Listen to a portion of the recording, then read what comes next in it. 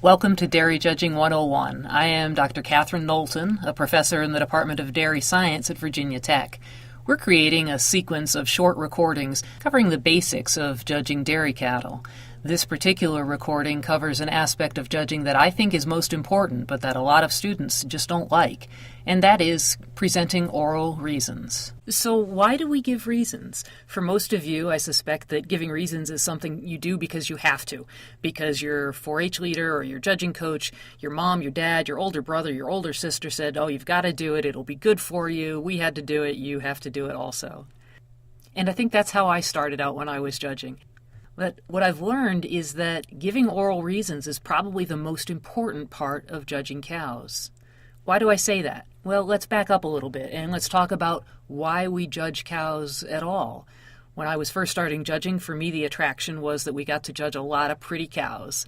And also I'm a naturally competitive person, and so the idea of winning a national contest, that appealed to me a lot. But that's not why we judge cows. We judge cows to learn how to make decisions. Judging cows is a classic decision-making situation, right? We've got a problem. We have to sort these cows and decide which one's the best. We have to identify alternative solutions. We have to collect useful information to help us make that decision. And then we've got to make a decision. Dairy judging teaches decision-making better than anything else I know. So that's why we judge cows. We judge cows to learn how to make decisions. And oral reasons is the necessary partner to that. In life, it's not enough to make sound decisions. You have to be able to explain those decisions, to defend those decisions to people who may not agree with you, even to people who are criticizing you for the decision that you make.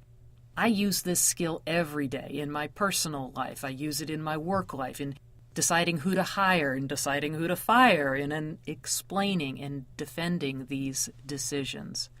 These skills, making decisions, explaining decisions, defending decisions, these are skills that are going to carry you a long way in life. And while you're judging, while you're giving reasons, the bonus. You get to see a lot of pretty cows, you get to meet a lot of neat people, and maybe if you work hard enough, you get to win a contest or two. So giving reasons, there are a couple of things you always have to remember. And the first is that content matters. It's what you say, even more than how you say it, that really matters. Your reasons have to be accurate. They have to be true to the cows that you judged.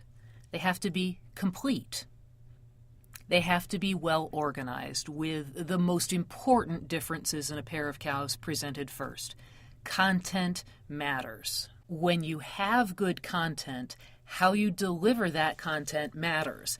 I'm going to talk through this in detail in another presentation, but let me just give you a quick overview. The first is that good reasons are convincing. That's your job, is to convince the official that you're right. Good reasons are given in moderate speed. Now, I grew up in Connecticut, and us Yankees, we tend to talk really, really fast, but when I learned how to give reasons, I learned how to slow down a bit for clarity. Enthusiasm matters. Now, I love judging cows, and when I'm judging a show and giving reasons, I think sometimes that comes across in how I'm talking about it. But here's the secret. Even if you don't love judging, even if you don't love the particular class you're giving reasons on, you can fake it.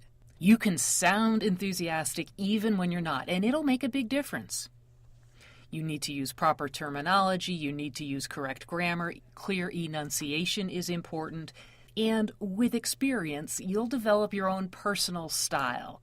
That's when reasons gets fun. The people who know me, and especially my students, will tell you that I am a person of very strong opinions, and I tend to set up rules for a lot of different things. I find that knowing the rules makes life so much easier. So here they are, the top 4 rules for giving good oral reasons. The rules. Number 1, always compare cows rather than describing them. Number 2, within a pair of cows, when you're giving reasons, always start with the most important and obvious difference between those 2 cows. Rule number 3 is organize your reasons. Don't bounce back and forth between categories.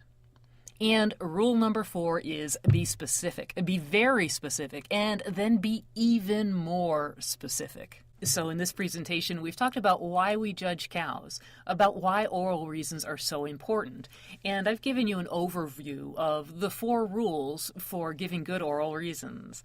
I'm going to dig into each of those rules in the next presentation, but let me stop here and do some thank yous. First, I need to thank 3 Virginia Tech students who are helping me with this series.